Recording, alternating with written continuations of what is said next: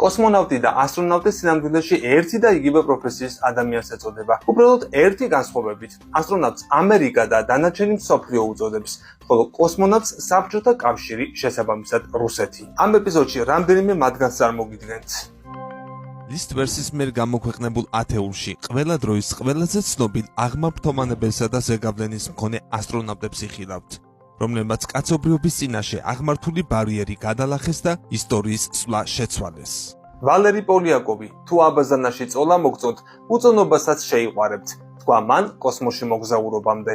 დღეისათვის კოსმოსში ყოფნის რეკორდი 427 დღეს შეადგენს. ის რუსმა ასტრონავტმა ვალერი პოლიაკოვმა თითქმის 20 წლის წინ დაამყარა. კოსმოსში ორჯერ გაფრენით, პირველ ჯერზე 240 დღე გაატარა.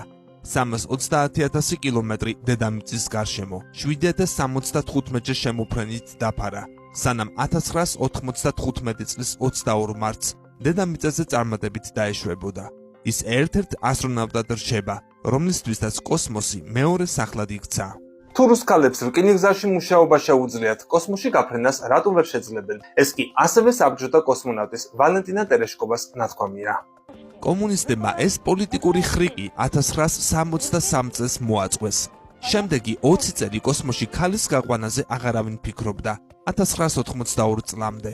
ამით მსოფლიოს აჩვენეს, რომ უბრალო საბჭოთა მოქალაქეს, თანაც ქალს, ბამბა ქაღალდის ფაბრიკის მუშას, რაღაც ექსტრაორდინალურის მოხდენა შეუძლია. აფრენისას ამერიკელმა ასტრონავტმა ქრისტა მაკოლიფიმ თქვა, მე ნამდვილად არ მინდა ვთქვა, შვიდობით ადამიანებო. ქრისტა ალბათ ამ ათეულის სიის ყველაზე უფრო ტრაგიკული ფიგურაა. ჩელენჯერის კატასტროფა, ტრაგედია ამერიკული ცივილიზაციისთვის. ის მასწავლებელი იყო და კოსმოსში ფრენაზე ბავშვობიდან ოცნებობდა. თუმცა ყველაზე უფრო სამწუხარო კოსმოსური ისტორია აფრენიდან 78 წამზე დასრულდა. შატლი მთლიანად კვანტში გაეხვა და რამდენიმე წამში აფეთქდა. მილიონობით ადამიანი პირდაპირ ეთერში უყურებდა მათ თვალწინ, როგორ გადაიქცა აღმართვთომანებელი მოვლენა ნამდვილ ტრაგედიად. სამწუხაროდ ვერავინ გადარჩა.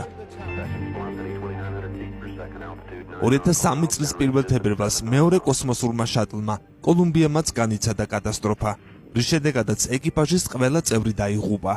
2011 წლის აგვისტოში ნასამ კოსმოსური შატლის პროგრამა დახურულად გამოაცხადა. თუმცა ეს ორი ტრაგიკული შემთხვევა, რომელიც დიდი მსხვერპლით დასრულდა, რა თქმა უნდა, არ უნდა განვიხილოთ კოსმოსური შატლების წარუმატებლობად. თითქმის 30 წლის განმავლობაში ამ პროგრამით არაერთი წარმატებული ფრენა და საკაცობრიო მისია განხორციელდა. გამოიწერეთ ჩვენი YouTube არხი. ლინკი ჩაშენებულია მთავარ გვერდზე YouTube-ის სიმბოლო